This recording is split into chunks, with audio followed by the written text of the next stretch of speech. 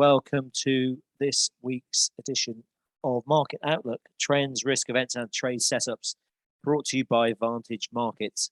This is a weekly webinar where we focus on the key events and themes driving markets at the moment.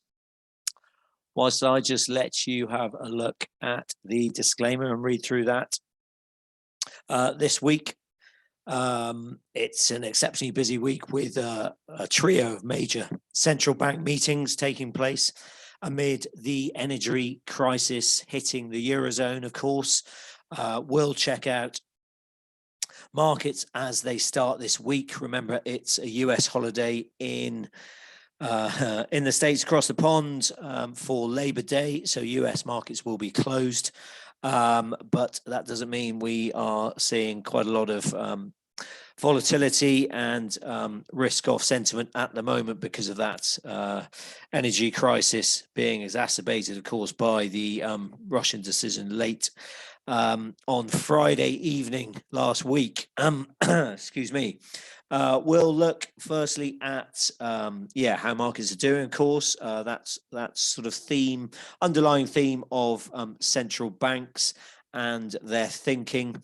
We'll then look at the technicals. Many of you know who follow our websites. We'll look at the technicals. We always start with those of the dollar, the DXY, and then also some of the broader equity markets in the US. And also, actually, we'll have a look at the DAX briefly. That's closing on a really important, significant support level. We'll then briefly review non-farm payrolls and the RSM figures from last week in the US, before then checking out those three central bank meetings. So the ECB is the main highlight, probably. The RBA as well on tomorrow, on Tuesday overnight UK time, and then the Bank of Canada, which is on Wednesday. So three meetings to look forward to there. And if we do have time, just a brief chat around sterling falling to long-term lows, obviously, and we get the announcement of the UK the new head of the Conservative Party, the leader of the Conservative Party, who obviously will be the next UK Prime Minister. Okay, so a lot to cover, a lot to check out. First of all, if we go to see what's happening in markets generally, of course, I've got the dollar up here that you can see, the charts I use, and some of the indicators as well. Firstly, of course, markets has opened up pretty weak. It's been really a case of risk off after that announcement by or that the Nord Stream pipeline would be closed entirely. Thoughts were that capacity would come back to the 20% level that it had experienced before the shutdown. The schedule, it was an unscheduled maintenance shutdown of the Nord Stream pipeline, but that is not restarting, and it's closed indefinitely. So certainly that has been dominating markets this morning. It's certainly spilled over into European stock markets, although they have pulled back slightly from their lows. Stock losses slightly limited actually in cash markets in the Asia Pac region, but Europe certainly quite ugly. As I say, pulled back from the opening in the DAX, down over 3% now. The markets, the DAX certainly off still 2.5% or so, just checking that. Gas prices, of course, they've surged since markets reopened after that announcement on Friday. And even though, of course, we do note European nations have been making progress towards gas storage targets, but the early withdrawal, of course, and this announcement, the Russian announcement, effectively, certainly a heavy blow to markets. There is an EU emergency summit on the energy crisis on Friday. Expectations really for a broad range of measures to be proposed, though only proposed at the moment. And Germany over the weekend, they announced, I think it was a 65 billion euro aid package of relief measures. partly funded by a windfall tax on electricity producers. Interestingly, certain economists, or some economists, reckon really this package, this announcement, doesn't go far enough. I think it equates to around, they reckon, just around 2% of GDP, and that compares to, say, 15% of GDP levels of support through the pandemic. So market-wise, we're certainly seeing classic safe haven flows for the time being. As I say, slightly pulled back from those worst levels at the start of the morning. Dollar is bid, of course, broke above 110 on this DXY. You can see here the chart to new cycle highs. That cycle high at 110.27. The euro is certainly under pressure, has been for a while, likely to remain so. It's sunk below the previous year-to-date lows, sub spot 99, weakest level in 2 decades. And that break sort of further deteriorates the technical picture. We will look at that in due course when we cover the ECB. But ahead of that, we also note oil prices, actually. Oil prices now, yes, jumping close to 2.75%, so 2.74%, 2.72% now up. Brent crude, that is. We have an OPEC Plus meeting later today. And according to most media reports, I think, Wall Street Journal especially, expectations, the cartel is likely to come out with an announcement that they're freezing output. So that's given a bid to oil prices. As far as the dollar goes, DXY technicals, yeah, we pushed to that new cycle high, 20-year highs, really. You can see really that consolidation then, the last couple of weeks, just below that mid-July high at 109.29. So really it was bullish consolidation in line with that long-term dominant trend you can see. And then we pushed above there, 109.29 really. Last week, we did pull back on the non-farm payroll report a little bit, just below the 109.29 level. Where were we? 108.93 in fact. But of course the news late Friday, and then we opened up strongly this morning before actually pulling back, interestingly enough. It's kind of no surprise really that, you know, along with these safe haven flows into the dollar, you just think the US, as we've been saying generally, you know, has a relatively strong economy. It's backed by encouraging jobs data, which we'll briefly touch upon. It's also sort of near energy independent.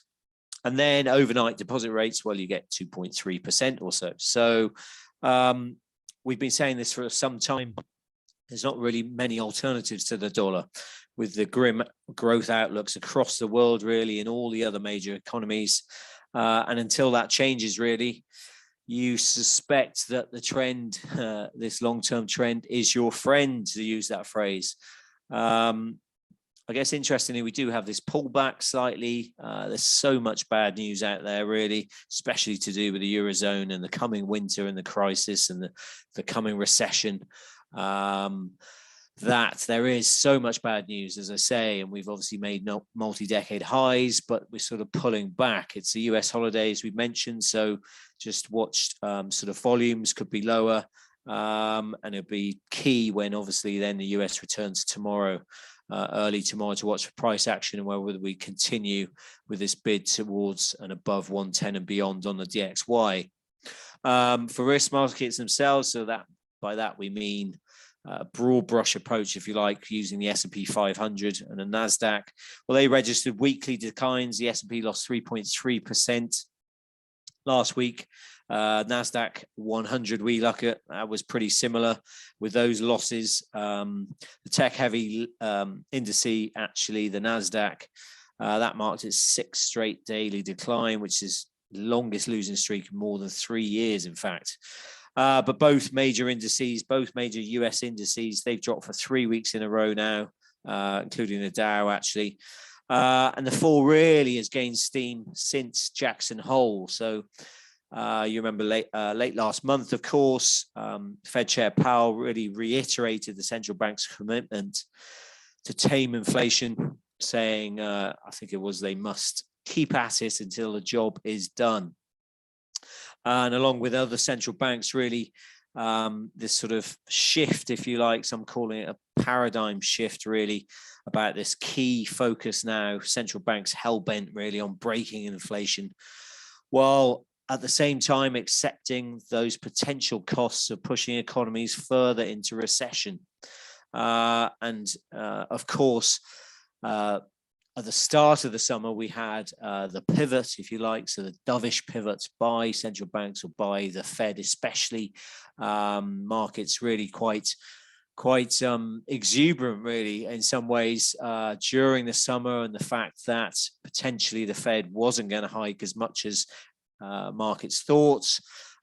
We had that bid, strong recovery, 20% plus.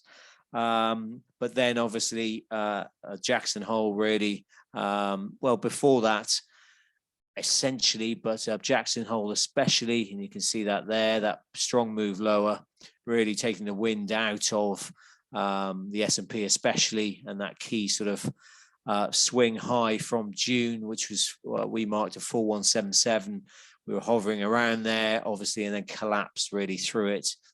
And all due to this sort of the shift from central banks.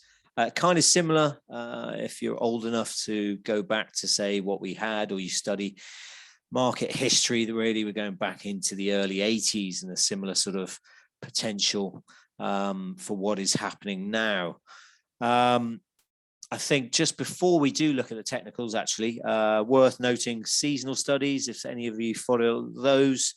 August, September combined, they represent the worst 2 months for US equities over the course of the year.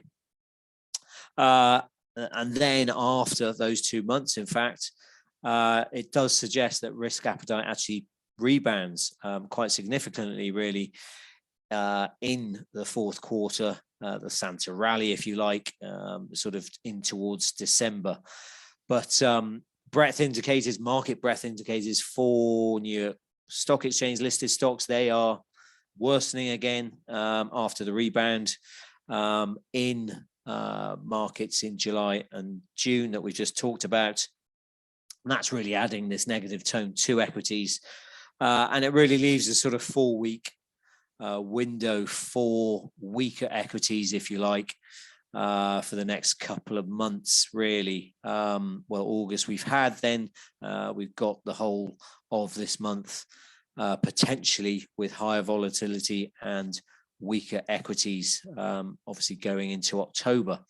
So for the S&P, always like to start with the weekly, actually. We said last time, actually, we didn't get as far as that 50-week moving average. 50-week moving average is the weekly chart. You can see the light blue line, 4323. We didn't quite get as far as that. And that downward trend line actually capped prices as well. The high there, 4325.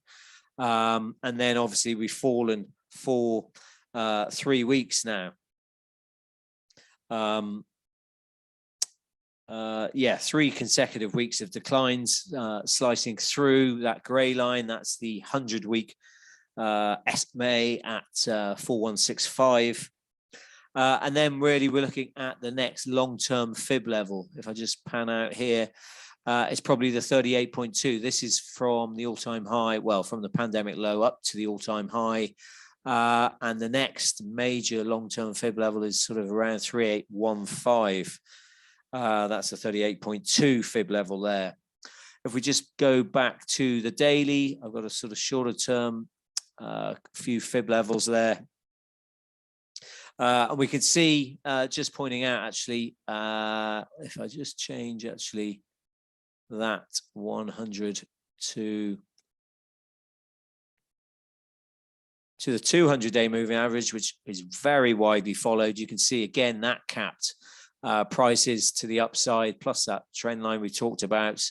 So the 200-day cap price is now at 4289, but we're well below that now. We sliced through actually last week. Actually, the 50-day moving average, that's at 4,020. So that's sort of near-term resistance, if you like, above, which we tried to get above actually on Friday. Quite notable that. We're now actually through the midpoint of the year's high and low. That's at 4,227. So below here, where are we? We've got that short-term fib level around 3,900, potentially may hold prices. And then, as we say, that longer-term fib level just above 3,800. And then resistance, as I've mentioned above, initially at 4020, sorry, the 50-day moving average. We just go on to the NASDAQ 100. The weekly, we can see that summer rally breaking out, actually, poking out really of this descending channel that we've put in here. You can see that. Ignore these fib levels for the minute. So we did, poke out, and we were sort of bulls were looking hopeful that we could push higher. We briefly did for a couple of weeks, but then sadly have fallen back into that descending bear channel. It was capped by the 100-week moving average.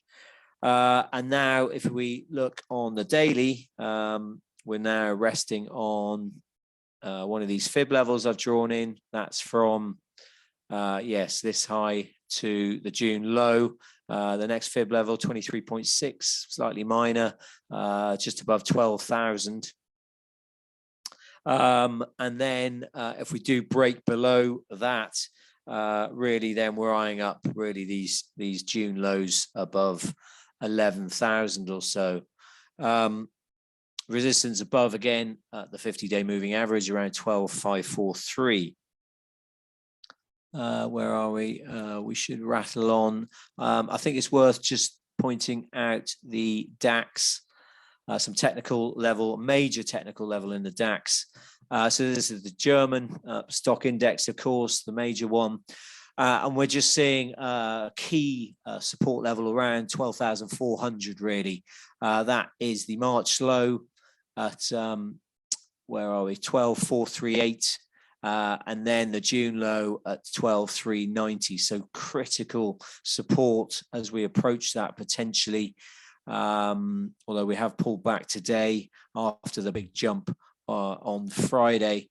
So near-term support at 12,603 before 12,400.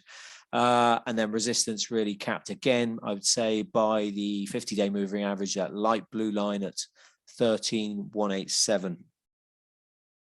Right, a quick recap on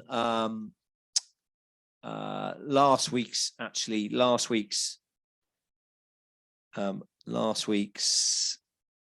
major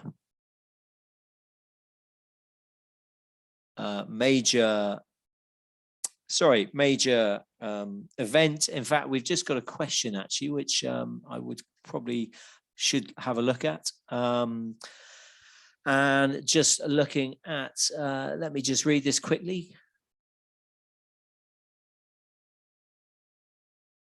So we're just, an attendee is asking a question just about equities and whether they can, indices or certain stocks, temporarily go up a bit, like a bit of a correction after several days, several sessions of continuous bear movement. Of course they can.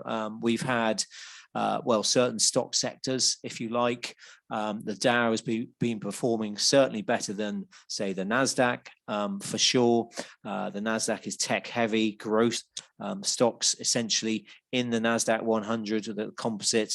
So they get more affected certainly by the impact potentially of higher interest rates in the US. And when you've seen, say, the US 10-year Treasury yield push up that we have done since sort of end of July, start of August, and a progressive ramp up in Treasury yields, which is on the expectations essentially for higher interest rates in the US, then we have obviously seen downturn in tech stocks especially, but as I say, the Dow has performed slightly better, and that's due to its more defensive nature, more defensive utility, energy, material stocks, which then might not drop as far, or you get a better correction in those. So I hope that kind of answers your question. Yes, so you can get short-term corrections in stocks and in indices, of course, and especially after Jackson Hole, Powell's not U-turn, but reaffirmation, if you like, of higher rates.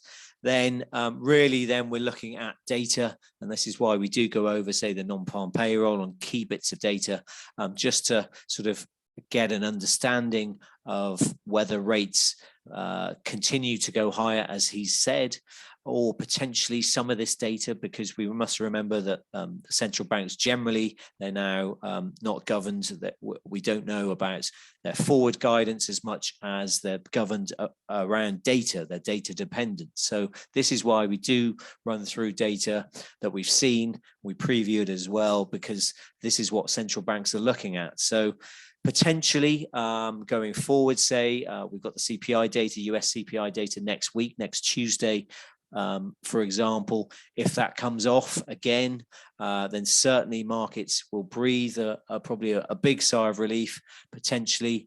Depends how sticky it is, so it depends how high it still is relative to its 2% target, of course, but potentially then we do get a correction in stocks, in risk assets. I hope that answers your question. It's good to have questions, and please keep them coming for sure. But quickly, yes, recap on non-farm payrolls. Kind of moderate cooling of the jobs market, only moderate, I would say. August, you can see from the graphic, actually, hope you like these, just showing the key figures. So the headline figure of 315,000, slightly more than expected. But the 2 prior months of data, of course, were revised over 100,000 lower.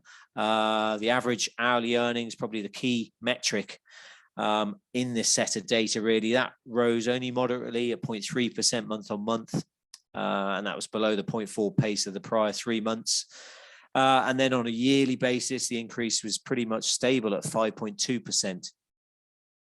Unemployment, that rose to 3.7%, so up from, we must remember, this 50-year low of 3.5%. But this was on the somewhat positive rise in the participation rate. So don't get too complicated, and with that terminology, that's really essentially just more people seeking work. Interestingly, we know some economists, they pointed out the fact that the August payroll growth is usually subject to higher revisions than any other month. I think over the past 5 years, the first release has undershot the third by 119,000, and that compares to an average undershoot of, say, 23,000 actually for all months. So potentially don't overinterpret these figures too much, and certainly that's something to bear in mind. Actually, at the start of next month, we will be for sure, and obviously the next non-farm payroll. But generally, overall, the report was pretty benign, really. Some have labeled it a kind of Goldilocks report, if you like. The main focus, as I've said, was wage data, and that's relatively muted. So fears of sort of a wage price spiral may be overblown. And there's still solid jobs growth. The signs that supply chains are easing as workers return to the labor force really means, yeah, it's a healthy jobs market, and then that doesn't really change much for the Fed, with wage growth coming in pretty stable, lower than expected. Potentially then sort of a slower pace of rate hikes after we get next week's or the meeting in 2 weeks' time actually out of the way, which is obviously sort of oscillating between a 75 basis point move and a 50 basis point move. And we'll just look at our CME Fed Watch tool in a minute. We've just had another question, I think.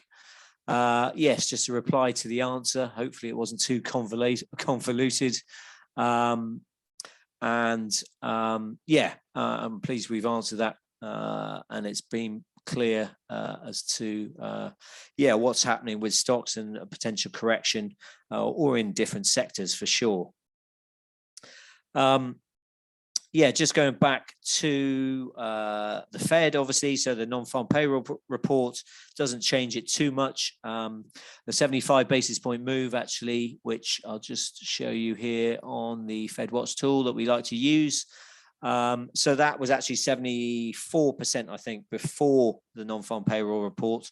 That's the chances, 74% chance of a 75 basis point rate hike at its meeting. You can see on the 21st of September, so in a couple of weeks, that's come down now to around 58% there. Interestingly, and those who have listened in before, we like to use a 70% marker, 70% chance of what Fed funds futures are pricing in, as really a marker for the Fed. So they don't, if the chances of rate hike are priced above 70%, then the Fed really don't like to upset that pricing. But now we're sort of been oscillating around that figure, and now we're below it, sort of 58 to 42% for a half point rise. I think the terminal rate, that fell as well. So that's the peak rate in Fed funds. That fell from around 3.95% before the non-farm payroll figure down to sort of 3.8% or so by March of next year. And remembering that, it says here the current range is 2.25 to 2.5%. I mentioned the next big event being the US, the inflation report. That's next Tuesday. And this week, probably to note, we have Powell speaking and also Vice Chairman Brainard speaking, both on Thursday. He is certainly expected to remain hawkish, actually, with pretty much the last chance. It is the last chance to shift any rate expectations. That's ahead of the Fed's blackout period, what the market knows as the blackout period ahead of its meeting. So that's the period in time 2 weeks before the Saturday preceding the next FOMC meeting. So we won't hear from any Fed speakers after that time. We also had, probably touch on the ISM manufacturing PMI. This is data that measures the activity level of purchasing managers in the manufacturing sector. Widely followed report, really important. Reading above 50 indicates expansion, below 50, contraction. And the report surprised actually to the upside. So overall, a good reading. The headline 52.8 in August, 52 expected, and really showing increases in components like new orders and employment, and another drop in prices paid. Which is to note, obviously, ahead of the main inflation reports. Again, kind of a Goldilocks print in a way, but of course, it's one good report after a series of pretty poor ones. So something to note there. Right, we'll get to the central banks meetings, or central bank meetings that we have this week. 3 of the major G10 ones. The ECB is, we think, the highlight for sure.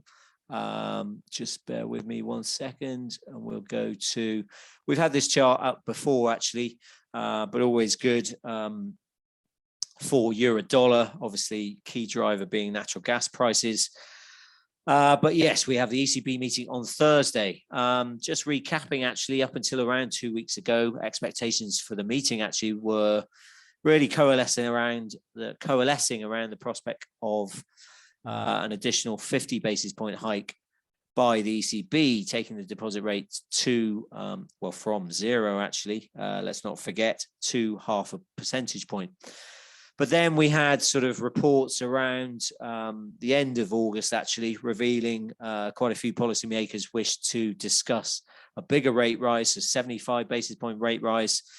essentially due to the deterioration in the inflation outlook, and potentially with the prospect of a looming recession not being a justification for slowing or halting policy normalization. And then we've had a lot of chatter, a lot of hawkish rhetoric from those ECB hawks over the last few weeks, probably too numerous to go through, really ramping up, though, the chances of this bigger hike.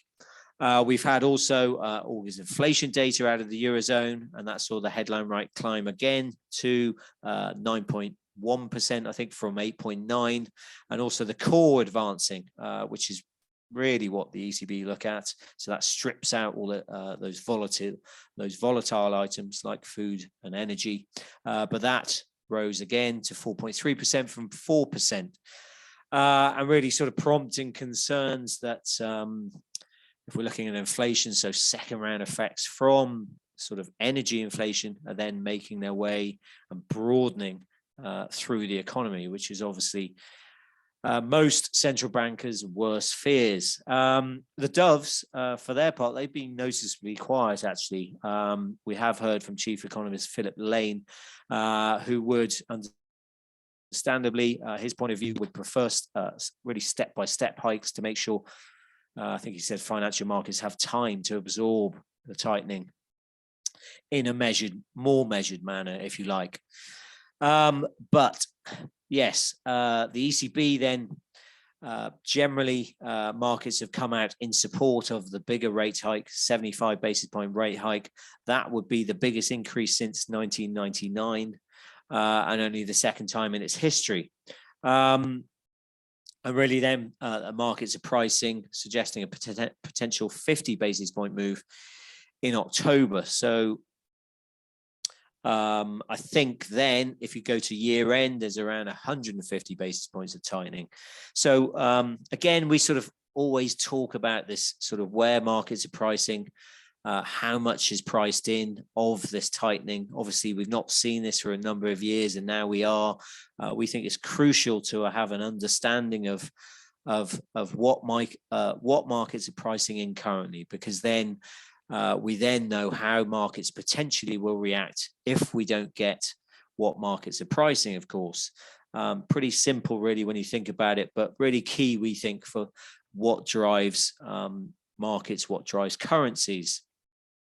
So there's around 150 basis points of tightening by year end, which is obviously really interesting, because kind of the important question here is this part of sort of front loading of rates by the ECB, or whether really that terminal rate, that end rate, is perceived really to be higher than at the time of the last meeting in July. But again, having said, of course, that interest rate expectations, they kind of drive currencies for sure. At the moment, certainly we have the natural gas price driver, if you like, especially in the Eurozone. And that sort of combines to make really this bleak economic outlook in the region, high inflation, energy crisis.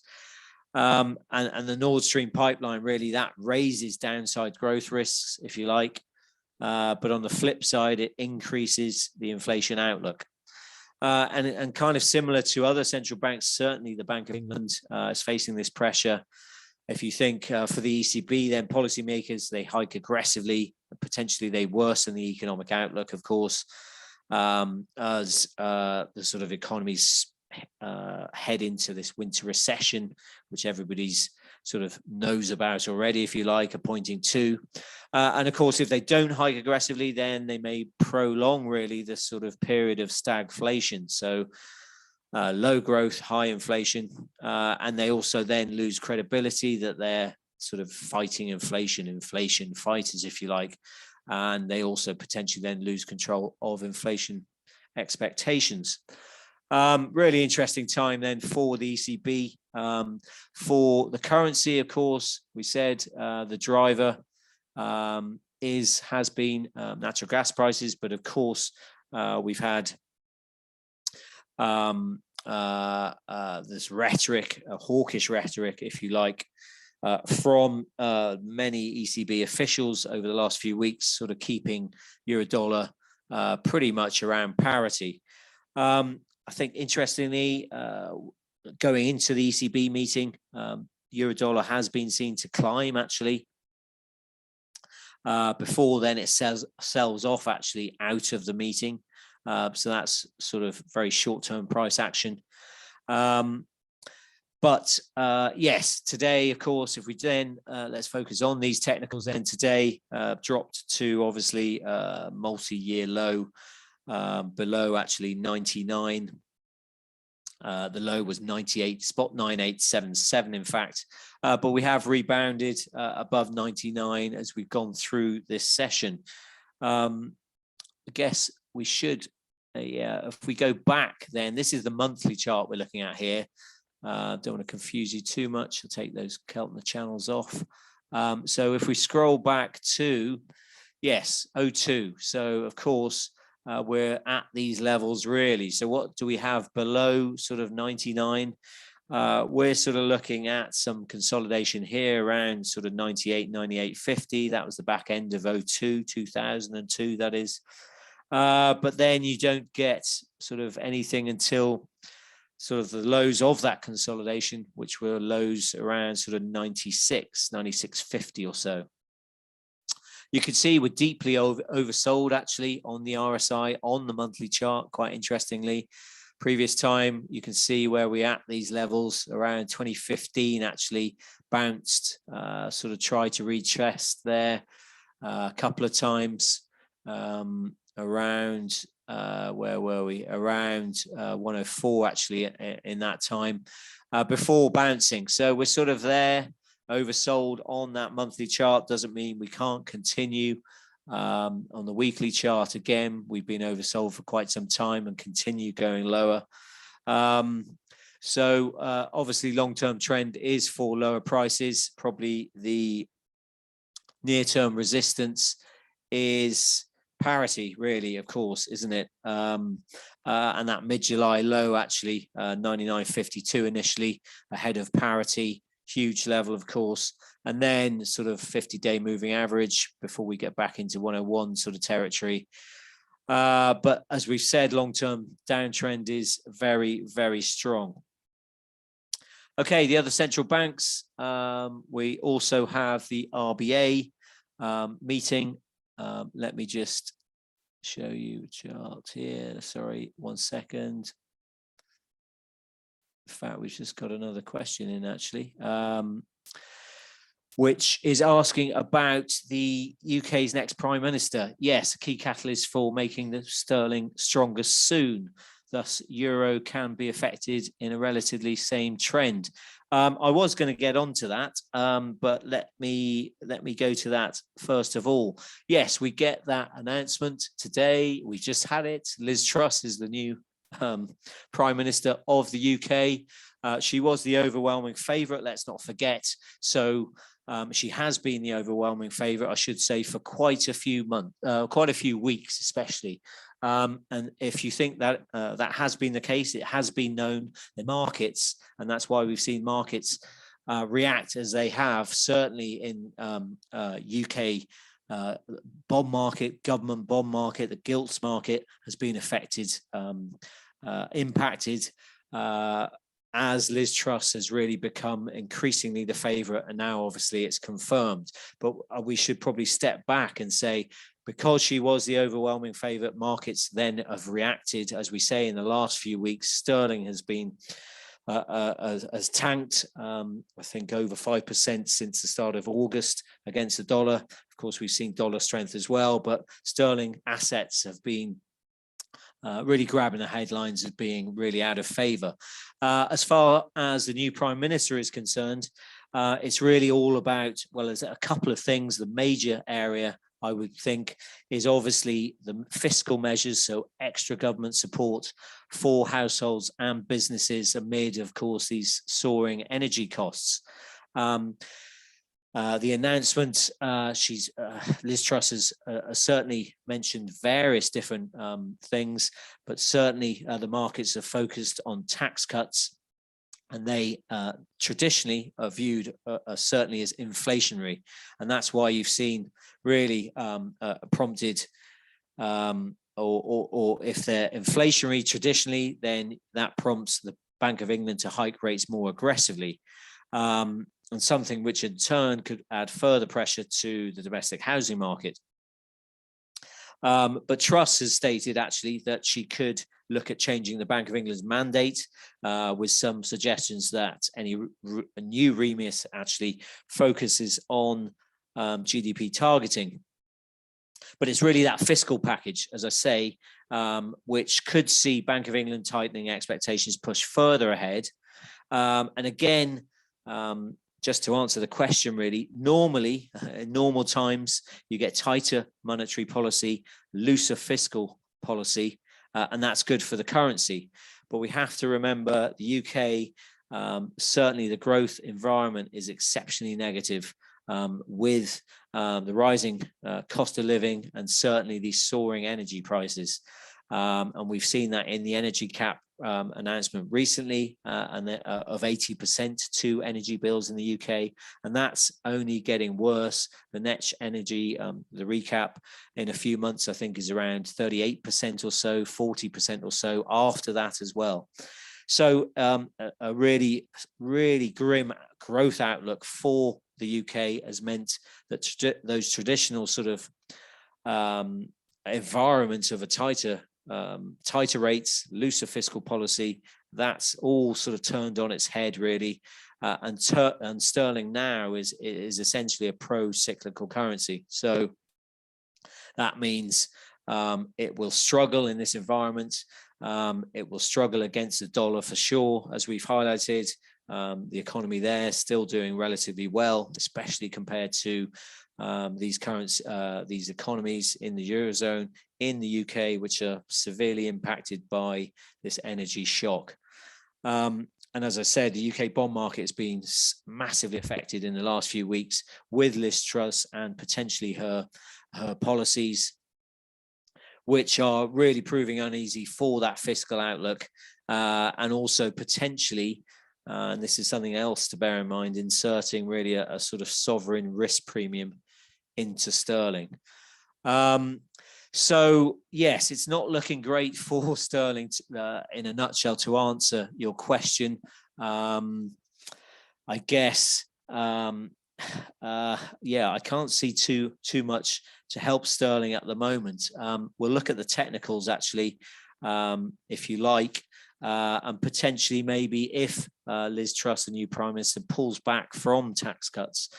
She hasn't said so far that she will do. She was in an interview on British television yesterday, continuing with her policy of those tax cuts, really broader tax cuts. But then there was also mention that potentially there's a freeze on energy bills in the winter.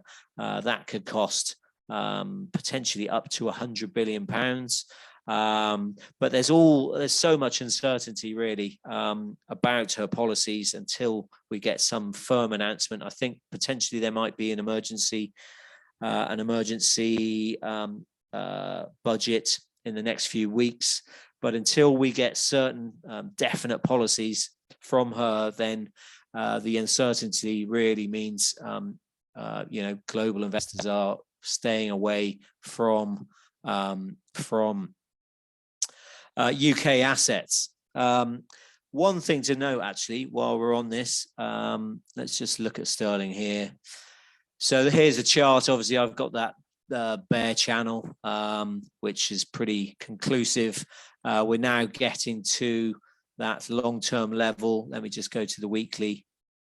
From 2019, the pandemic low, which is 114.09, that spike low really. So everyone's pointed to that really as being major support. You can see on there until we get to that or near abouts, sort of 115 and below, or towards 115, we may get a bounce. But one thing to note, obviously, is the FTSE, of course, which, let me just pull up here. You can see the contrast, only in one day, but the DAX is off 2.5%, obviously, on the energy shock. FTSE off only 0.6% or so, and I think the FTSE has been performing the relative big outperformer in indices, stock indices, in the last few months or so. I think it's lost, where are we, down 1% or so on the year. S&P, for example, down over, well, roughly 17% or so from Friday. This was actually, so relative outperformer, because the FTSE predominantly 70-80% or so of the companies are overseas earners, all their earnings, are in dollars. So therefore, those companies are performing relatively pretty well. And so that's why you're seeing the FTSE hold up. So just something to note on that. Obviously, as we go forward, with the pound being so low, the pound gets lower, the FTSE really generally holds up. The FTSE 100, that is, not the 250, of course, which is laden with domestic companies earning sterling. So I hope that's answered that question. Briefly touching on the RBA, they're expected to raise rates again. 50 basis point increase, I think, is priced, taking rates to 2.35%. As a reminder, this is the Aussie chart, actually. As a reminder, they raised rates 50 basis points as expected at the last meeting. That was the third consecutive 50 basis point rise, actually, and the fourth hike in the current cycle. So full expectations, really, of another half-point rise. We remember the RBA, they repeated their commitment, really, to doing whatever is necessary to ensure inflation returns to target. That inflation range is actually 2 to 3%. The commentary from the central bank since the last meeting really hasn't provided too much, really, to shift gears. Data's sort of been mixed, but there obviously has also been this aggressive policy action, if you like, from other major central banks. The RBNZ, certainly, they've delivered 4 straight 50 basis point increases. Obviously, the Fed and their jumbo size 75 basis point hikes. So that's potentially may influence the RBA to maintain its current sort of policy pace of normalization. I think market pricing, again, touching on that we like to do, thinks the RBA will raise rates from the current 1.85% to around 3%, above 3% by December this year. So if we go 50 again to 2.35%, then we've got 65 basis points, probably 75 basis points actually, or so more by year end. I think peak rates then tops out around 3.3% early next year. So something to note there if the RBA comments on what they're doing going forward, of course. For the Aussie dollar, kind of different, separate story, really. We've highlighted before the Aussies certainly driven by risk sentiment. It's driven by China, especially in iron ore prices.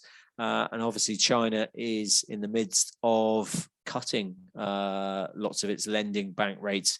And due to really, obviously, this property implosion, if you like, and trying to resuscitate growth there, along with, and we saw headlines, hopefully you saw some headlines over the weekend with further lockdowns in some of the hugely populated areas, I think, in China, and continued lockdowns. So the Aussie really has been hit by those issues, 2 issues really: wider risk sentiment in China. We've highlighted, of course, consistently over the last few weeks, the 70 level, 0.70, being a long-term level, really, capping prices. Obviously, we dipped below there for some time through 2019, but then holding prices this year, start of this year again. Before then, we're dipping below the 70 level. You can see then the pop higher sort of mid-August, but then couldn't really hold that. And then we've dropped below the 50-day moving average. That's at 69 now. And potentially then sort of that sort of trend towards lower prices is really getting towards then the mid-July low at 66.81 potentially. as a level for Aussie bears, with the RBA meeting coming up overnight on Tuesday UK time. Just briefly, let's look at the BOC. So that's the Bank of Canada meeting. That's on the following day, Wednesday. Markets just about expect a 75 basis point increase. Let's put up the dollar CAD chart here. Yeah, taking rates, that would be to 3.25% now. There is a case for a smaller 50 basis point move potentially, as inflation, the outlook has improved sooner than the bank actually anticipated. And there's, of course, these obvious external growth clouds, if you like, which are sort of driving, drive certainly the Canadian dollar, oil for sure, as well as commodities. The meeting itself, it's a statement only affair, we should note, so we won't get a lot of color on the outlook for policy, but most really expect the bank to persist in its strong messaging on curbing inflation, like we've said, which is still well above target, and the labour market still remains tight. We actually get Canadian jobs data on Friday as well, so something worth looking out for if you trade the loonie, if you trade CAD. Just coming back, actually, the bank did surprise by hiking by 1% in July, if you remember, with the governor saying the central bank wanted to speedily get rates to the upper end of the 2 to 3% estimate of where neutral is, or even a little bit higher. Our markets, really, they price the peak rate currently just below 4%. So looking at Canadian dollar against the US dollar, short term, well, last week it looked sort of slightly better for the Canadian dollar. It was more constructive because really we'd had that sort of top out, if you like, at the start of the month, topping out at 132.07, which was kind of in line with that. You can see the high from July, 132.23. And that sort of was looking like a sort of bearish shooting star, sort of rejecting those levels. And certainly on Friday then, we did drop down towards the next level we have here, around 130.76 actually. Really pretty much touched it, 130.74 before pairing losses. This is dollar CAD, so the CAD weakening, the dollar strengthening, of course, on the back of the Nord Stream announcement and safe haven flows. And we're sort of trading at, 131.50 at the moment. And still above 130.76. So that's a nice line of support. But again, key level there, sort of 132.23 or so, 132.07, sort of a zone, if you like, of resistance to much higher in dollar CAD. Again, we should note or point out, of course, that CAD has been the second best performing currency after the dollar. So if we look at some of the crosses, for example, say EURUCAD, Sterling CAD, that we have here, sorry, that's Kiwi CAD here, then you can see, CAD really, Sterling dropping severely, and obviously CAD strengthening or relatively. So, and if we go to the monthly there, really interesting levels now. We're getting towards these long-term lows from 2010 on. This is Sterling CAD. We're approaching those lows now. So, will be interesting with the Bank of Canada meeting for sure as well to look at on Wednesday. Packed week ahead of us, really exciting. Good luck with your trading. Please follow us on social media and we will speak to you next week. Okay, all the best.